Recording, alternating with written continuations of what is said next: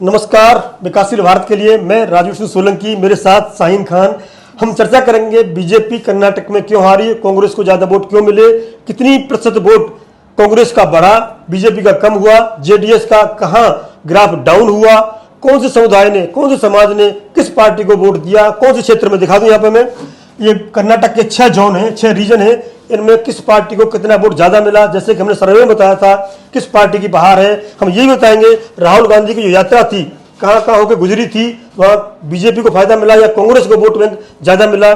साथ में मोदी जी के जो रैलियां थी, साथ में यात्राएं थी, उन सब का क्या प्रभाव पड़ा, कितने % स्ट्राइक रही, सभी पर चर्चा करते हुए हम एनालिसिस करेंगे अपने सहयोगी शाहीन खान के साथ। कर्नाटक में बीजेपी से कहां चूक हुई या कांग्रेस ने कैसे नए सिरे से जोश भरते हुए विजयश्री प्राप्त की। सबसे पहले मैं 2 शब्दों में पूछूंगा आपसे, बीजेपी क्यों हारी कर्नाटक में? बिल्कुल सर, मैं शुरू करूंगी कि कर्नाटक का नाटक खत्म हो गया, लेकिन सबसे बड़ा सवाल कि जो बम्पर जीत कांग्रेस को मिली है आखिर उसकी क्या वजह रही, और जो भाजपा जिसका दबदबा हर राज्य में चल रहा है और एक के बाद एक राज्य वो जीत रहे हैं, लेकिन यहाँ पर आकर क्यों हार गए हैं, क्या ऐसी बड़ी वजह रही है, बड़ा सवाल है। इसका सीधा सीधा जवाब ये है, जिसको ज्यादा वोट मिले वो जीत गया और जिसको कम वोट मिले वो हार गया। देखिए, ये बीजेपी के चेहरे हैं, साफ साफ देख लीजिए, हमें कहने की आवश्यकता नहीं है। इन्होंने पूरा दमखम लगाया, रोड शो किए, रैली की। मोदी जी ने तो, अमित शाह जी ने वहां पर डेरा डाला पूरा अपना, और पूर्व मुख्यमंत्री दोनों ये और बीजेपी का अध्यक्ष नड्डा जी पूरी दमखम लगा दी थी किसी प्रकार से कम टक्कर में आ जाए। लेकिन कुछ मुद्दे ऐसे हावी रहे बीजेपी के ऊपर जो कांग्रेस ने लगाए थे, उन्हें वो दाग को धो नहीं पाए। साथ में ये कांग्रेस के महानायक हैं जीत के दोनों, राहुल गांधी की यात्रा, सिद्धारमैया और डीके शिव कुमार, जिन्होंने पूरी ताकत झोंक दी। ये कांग्रेस के प्रदेश अध्यक्ष थे और पूर्व मुख्यमंत्री हैं, जिन्होंने पूरा समय लगाया कांग्रेस को गढ़ने में, कांग्रेस को जन जन तक पहुंचाने में, और कांग्रेस की नीतियों को और बीजेपी की अनीतियों को जनता तक, द्वार द्वार तक पहुंचाने में। अब हम बात करेंगे थोड़ा आगे बढ़ते हुए। ये हमारे साथ देखिए, ये सब है चेहरे कांग्रेस, बीजेपी के, जेडीएस के। इनके साथ बात करेंगे हम आगे कौन कौन से मुद्दे रहे जिन पर कि बीजेपी हार गई, कितने % वोट मिले। तो सीधा से गणित देखिए, यहां पर कुल सीट 224 थी, आपने देखा ही होगा। Congress 135, BJP 66, JDS 19। तो परसेंटेज की बात करते हैं यहां पर हम, कहां से कहां खिसक गया परसेंटेज। देखिए, 42.9 कांग्रेस को मिला, 36 बीजेपी को। तो यहां पे मैं एक एनालिसिस पढ़ रहा था, बता दूंगा आपको। बीजेपी का 2018 में 36% वोट ही था, सुनिए आप। कांग्रेस का 38, जो 42 पहुंचा। जेडीएस का 19%, जो 13 रह गया। तो बीजेपी का ये कहना है, बीजेपी के तर्क है, हम ना तो कम हुए ना बढ़े, हम वहीं की वहीं थे। कांग्रेस ने बाजी मारी और वो क्या, 13 से 5% वोट जेडीएस का कांग्रेस को मिल गया, और 38 और 5 43% हुआ। आप इसको कितना उचित मानते हैं? बिल्कुल सर, जैसे कि हम शुरू से एनालिसिस देख रहे हैं कि जो भाजपा का परसेंटेज यानी जो वोट शेयर है वो वही के वही बरकरार है। तो ऐसा सवाल ही उठ रहा है, क्या फिर जो मुद्दे उठाए गए थे भाजपा की तरफ से और कांग्रेस ने जो अटैक किया था भाजपा पे, क्या उनका असर पड़ा है? ऐसी क्या वजह रही कि 36% वोट पहले भी और अभी भी, और फिर भी भाजपा हार गई है, और उधर कांग्रेस को जो है बढ़त मिली है वोट शेयर में, यानी सीधा सीधा जो जेडीएस का 5% वोट है, जो वोटर्स थे वो उधर शिफ्ट। यहां मैं बता दूं आपको, जैसा कि हमने एनालिसिस किया था कि मुस्लिम वोट थे, जो मुस्लिम वोट थे करीब करीब वहां पे कर्नाटक के अंदर है करीब 13%। 13% वोट था जो पिछली बार जो था 2018 में दो जगह बटा था, ये 2 जगह जेडीएस और कांग्रेस। इस बार ऐसा नहीं हुआ। तो यहां से जो परसेंटेज है 19% था 2018 में, यह खिसक के 5% यहां मिल गया सीधा सीधा। इसमें मुस्लिम के साथ साथ मुस्लिम 13% थे। शेड्यूल कास्ट की बात करें, जो कि मतलब करीब करीब 20 से, देखिए यहां पे 13% का मतलब होता है कितनी, 7-8 सीट आती है, 7 से 7-8 एमएलए बनते हैं, और कम से 20 से 25 प्रभाव है। 20 से 25 सीटों का पूरा प्रभाव है, जो कि किसी को जिता और हरा सकते हैं ये। तो 20-25% है।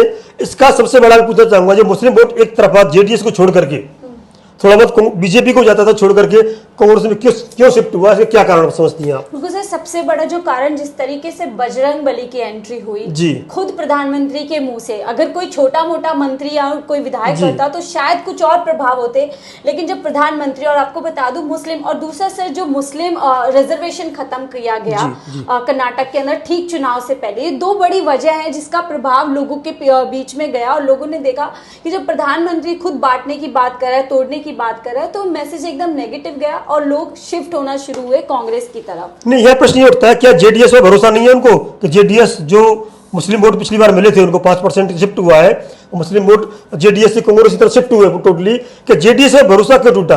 बीजेपी को समझ में आता है जेडीएस से क्यों उनका मुस्लिमों का भरोसा टूट के कांग्रेस से जुड़ा।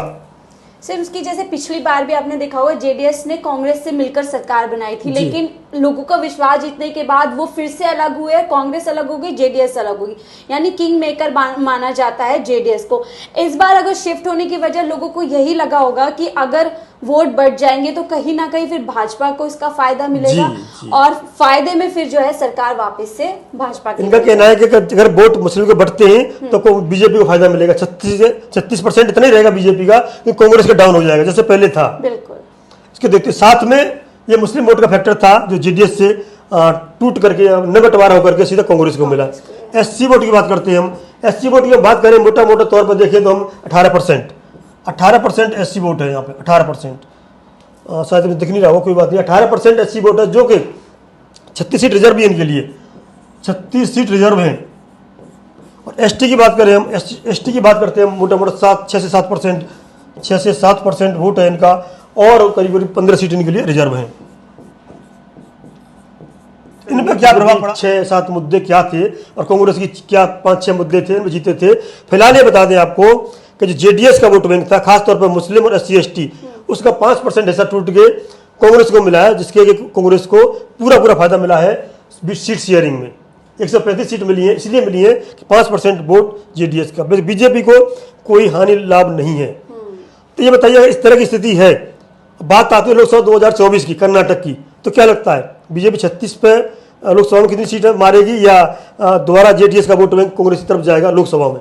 सर जिस तरीके से भाजपा यहाँ पर बरकरार है अपने 36% में, तो ये कहना मुश्किल होगा अभी बहुत, ये सिचुएशन मतलब ये जो बहुत अर्ली स्टेज हो जाएगी जहाँ पर हम बोलेंगे कि आने वाले टाइम पे भाजपा को नुकसान होगा। क्योंकि मैं सर यहाँ पे बता दूं, यहाँ पर जो स्टेट का इलेक्शन उन्होंने नेशनल लेवल पे लड़ने की कोशिश की गई, वही मुद्दे उठाए जो शायद नेशनल लेवल पे उठे जाते हैं, तो वही नुकसान भाजपा को पड़ा है। लेकिन जब 2024 के लिए, तो उसमें कहीं ना कहीं भाजपा अपना जो दबदबा है बनाती नजर आएगी। जी हाँ, ये लगता है, क्योंकि मतलब देखिए कई जगह पहले भी देखा कि विश्लेषकों ने कहा है कि ये स्टेट इलेक्शन था, इसको लोकसभा से नहीं जोड़ा जा सकता है, लोकसभा में अलग सिचुएशन हो सकती है। अब हम आगे चलते हैं। ये था कांग्रेस ने बीजेपी जेडीएस की 75 सीटें छीनी बीजेपी से, और जेडीएस से 75 सीटें छीन ली। इसका मतलब बीजेपी ने कोई नई सीटें जीती हैं, पुरानी छीन ली उन्होंने। और हम बात करेंगे 2018 में कांग्रेस से 55 सीटें थी, कांग्रेस ने 80 सीटें नहीं जीती हैं। तो इसका मतलब कांग्रेस ने अपना नया स्थान बनाया है और नए वोट बैंक को जोड़ा है, और कहीं ना कहीं उसने बीजेपी से भी सीटें छीनी है। तो बीजेपी को ये चीज़ देखनी पड़ेगी कि उनकी वोट सीटें क्यों छन रही। अब बात करेंगे हम इसके क्षेत्र में, ये 6 जोन है, 1 2 3 4 5 6, जहाँ पर बताया जाता है ये वाला क्षेत्र है जो जेडीएस यानी कि कुमार स्वामी का क्षेत्र, और सबसे ज़्यादा यहाँ पर सीट वोट शेयर मिलता है, उन्हीं के समाज की वोट सबसे ज़्यादा है यहाँ पर। तो ये सबसे पहले करते बेंगलुरु कर्नाटक। बेंगलुरु कर्नाटक की बात करें हम, बेंगलुरु कर्नाटक, ये देखिए ये इतना बड़ा क्षेत्र है बेंगलुरु कर्नाटक, और ये सबसे पढ़ा लिखा क्षेत्र है बेंगलुरु कर्नाटक। 36 सीट आती है यहाँ पे, 36 सीट। ये देखने वाली बात है कि यहाँ पे दोनों क्षेत्रों में कांग्रेस ने कहाँ कमजोरी रही है। अब दिखाएंगे आगे चल के राहुल गांधी की यात्रा कहाँ से गुजरी है और मोदी जी की रैलियाँ कहाँ से निकली हैं, उनसे क्या प्रभाव पड़ेगा वो भी आपको आगे बताएंगे चल के हम आगे। इसके बात करते हैं हम कोस्टल कर्नाटका, जहाँ कोस्टल कर्नाटका के बारे में कहा जाता है, कोस्टल कर्नाटका ये तो बीजेपी का ये गढ़ है, बीजेपी गढ़ बताया जाता है। 21 सीटें, 21 सीट होने के बावजूद भी 18 से 13 पाई है बीजेपी। कांग्रेस का गढ़ होते हुए भी 18 से 13 पाई है, कम डाउन हुई है, कम हुई है, और ये 3 से 8 पे गई है, 5 सीट का फायदा। ये बीजेपी गढ़ माना जाता है। ये central Karnataka, coastal Karnataka, sorry coastal Karnataka, यहाँ पे भी बीजेपी ने लूज किया है। सभी पहलुओं पर बात करेंगे। अभी आपको बता दें हम कि कौन से एरिया में कौन सी बीजेपी कांग्रेस में जीतने की क्या वजह रही है, उस पूरे में जानकारी देंगे आपको। हैदराबाद कर्नाटक की बात करें हम, ये वाला क्षेत्र है पूरा। पहले उन्होंने जो सर्वे बताया था उससे सटीक है। यहाँ भी देखिए बीजेपी 12 से 9 पे आई है, 31 सीट है यहाँ पर, 31। बीजेपी 12 से 9 पे घटी है और कांग्रेस आई है 15 से 19, बढ़ी है। तो करीब करीब देखा जाए, इस क्षेत्र छोड़ दें हम, इस वाले क्षेत्र को, तो बीजेपी डाउन हुई है और कांग्रेस। मेन जो क्षेत्र है वो जो जेडीएस के क्षेत्र है वहाँ पे बात करेंगे हम, और उसके लिए है ओल्ड सेंट्रल मैसूर जी। ओल्ड सेंट्रल मैसूर ये क्षेत्र है, ये वाला देखिए, ये जेडीएस का गढ़ बताया जाता है। और यहाँ पे अच्छी खासी सीट मिली थी, करीब 22-23 सीट मिली थी जेडीएस को। यहाँ पे क्या पोजीशन है, बीजेपी पहले भी ज़्यादा नहीं थी, 9 पे 4 थी, 50 सीटें यहाँ पर मानी रखती है, 50 सीट, बहुत बड़ा क्षेत्र है ये। असली बात, जेडीएस पिछली बार 24 मिली थी जेडीएस को, घट करके यहाँ पे 13 रह गई। ये बहुत बड़ा लूज पॉइंट है। कांग्रेस को डबल फायदा हुआ है। देखिए आप, 15 से 30 पहुंची है उसकी, और बीजेपी की 9 से 4 रह गई, डाउन हुआ है इनका। तो बीजेपी को, इसको छोड़ दें हम बेंगलुरु क्षेत्र को, तो सभी जगह पे चाहे बीजेपी हो चाहे जेडीएस हो, सबको उन्होंने डाउन किया है। पूरा नक्शा दिखाया आपने हमको, हमने पूरे क्षेत्र में, इस क्षेत्र छोड़ देते हैं हम इसको, बेंगलुरु कर्नाटक को, सभी क्षेत्रों में, सभी रीजन्स में कहीं ना कहीं बीजेपी और जेडीएस ने लूज किया है और कांग्रेस ने गेन किया है। अब बात करेंगे महिलाओं की, बात करते हैं सीधे महिलाओं की। देखिए 185 महिलाएं लड़ी कर्नाटक में, जो निर्दलीय मिलाकर 185 महिलाएं जीती। बीजेपी से 2 जीती हैं, कांग्रेस से 3, जेडीएस से 2, इंडिपेंडेंट 1 महिला जीती है। कुल 8 महिलाएं जीती हैं। 224 में से 8 महिलाओं ने विजयश्री प्राप्त की है। अब बात करते हैं राहुल गांधी की यात्रा। देखिए आप, ये नक्शा है पूरा, देख लीजिए आप। रायचूर से, मतलब यहाँ से करीब गुजरी है, यहाँ से गुजरी है राहुल गांधी की यात्रा। ये होती हुई ऐसे निकली है। ये राहुल गांधी की यात्रा का पूरा मैप है, आप देख लीजिए पूरा इसी एरिया में, बाकी एरिया में गई भी नहीं है। आप खुद देखिए यहाँ पे, इतने एरिया में निकली है ये राहुल गांधी की यात्रा। दिख रहा है ना आपको? इन 7 जिलों में, हाँ 7 जिलों में दिखाते हैं आपको। बाकी में जब यहाँ छोड़ दें इसको, या बीजेपी की निकली है, क्या नाम है, सीट ज़्यादा आई है, बाकी क्षेत्र में सब में कांग्रेस आगे निकली है। तो राहुल गांधी की यात्रा का पूरा लेखा जोखा देते हैं आपको। देखिए आप, 7 जिलों में कर्नाटक की 51 विधानसभा सीटें आती हैं। इस एरिया में पूरे में 7 जिले पड़ते हैं। 51 में 37 कांग्रेस ने जीती हैं। तो राहुल गांधी की 37/51, सोचिए आप, 51 विधानसभा इधर निकले थे। बाकी प्रभात और प्रताप क्या कहेंगे इसके बारे में, बोलिए आप। सिर्फ वही देखिए ना, जैसे साफ इसमें भी बताया है कि 51 सीट्स में से 37 यहाँ पर कांग्रेस जीती है, और स्ट्राइक रेट देके 72%, 72% स्ट्राइक रेट है उनका। जी हाँ। और जैसे कि बताया, राहुल गांधी की जब भारत जोड़ो यात्रा, सबसे ज्यादा समय उन्होंने यहीं पर बिताया था। 21 दिन का समय, 21 दिन 511 किलोमीटर की पद यात्रा। तो ये पहले ही अंदाजा था कहीं ना कहीं कि जो सबसे ज्यादा फायदा कांग्रेस को मिलने वाला है वो साउथ से मिलने वाला है, कर्नाटक से। और वही देखिए हम सबने रिजल्ट में देखा भी। तो राहुल गांधी की स्ट्रैटेजी 72% है। 51 विधानसभाओं में से 37 विधानसभा जीती है। 21 दिन तक वहां पर उन्होंने पदयात्रा की थी। ये राहुल गांधी का नक्शा है, दोबारा बता देते हैं हम। यहाँ से लेकर के यहाँ इस तरह से राहुल गांधी की यात्रा हुई है, और यहाँ पे उन्होंने 7 जिलों में और 51 सीटों पे जो पदयात्रा की थी, 37 जीती हैं। अब बात करते हैं हम इसी साथ ही मोदी जी की। मोदी जी ने, देखिए नक्शा, देखिए आप, कितना पूरा नक्शा देख पा रहे होंगे। कर्नाटक का नक्शा है। नहीं दिख रहा है सर, 1 2 3 4 5 6 7 8 9 10 11 12 13 14 15 16 17 19 20 करीब देखिए आप। चलिए 20 बिल्कुल सही लिखा हमने। 20 जिलों में मोदी जी ने यात्रा की, और 31 में से 20 जिलों में, मतलब 31 में से 20, करीब 1/3 रह गया था। 2/3 में उन्होंने यात्रा रैली कुछ किया। ये मोदी जी का स्ट्राइक रेट देखिए आप, 33%। 20 जिलों में पीएम मोदी जी ने 164 विधानसभा सीटों पर 164 विधानसभा सीटों पर मोदी जी ने, और जीती कितनी है, 55। 164 सीटों पर मोदी जी ने यात्राएं की, रैली की, जो भी है 55 सीटें, यानी कि 33% स्ट्राइक रेट है मोदी जी का कर्नाटक में। एक बात समझ में नहीं आया, 33% ये मोदी जी का कह रहे हैं कि बहुत कोशिश की उन्होंने, किंतु परसेंटेज उनका घटाना बढ़ा। इसे क्या देखती हैं आप? सिर्फ मैंने वही कहा ना कि जो मोदी जी का प्रभाव है ना, वो नेशनल लेवल पे ज्यादा है। मतलब अगर हम जब बात आती है आम चुनाव की, तब ज्यादा उनका प्रभाव बढ़ जाता है। बशर्ते अगर दूसरी तरफ देखें तो राज्यों में उतना प्रभाव नहीं रह पाता है, लेकिन बार बार भाजपा यही कोशिश करती है कि राज्य के चुनाव प्रधानमंत्री मोदी के नाम पे लड़ने की कोशिश करती है, बिल्कुल, और उससे भारी नुकसान उसको होता है। आप हिमाचल प्रदेश भी गई थी, वहां पे क्या पोजीशन थी? बिल्कुल, हिमाचल प्रदेश में भी जब हम गए थे, आप मतलब जो प्रचार का तरीका अपनाया गया था भाजपा की तरफ से, वो वही सेंट्रल की नीतियों को आप तमाम पोस्टर सर गली से लेकर रैली तक देखते, सिर्फ वही बातों का प्रचार किया गया था जो सेंट्रल लेवल पर कहते हुए आए हैं। वो चीज कहीं ना कहीं यहाँ पे मिस हुई है। स्थानीय नेता अच्छा नहीं था और स्थानीय प्रचार नहीं था, स्थानीय मुद्दे नहीं थे, ऐसा लग रहा है, इसलिए मोदी जी की स्ट्राइक रेट इतनी कम है। अब बात करते हैं हम इसके साथ ही क्या क्या मुद्दे थे, उनकी बात करेंगे हम। मुद्दों की बात कर लेते हैं। देखिए क्या क्या मुद्दे थे।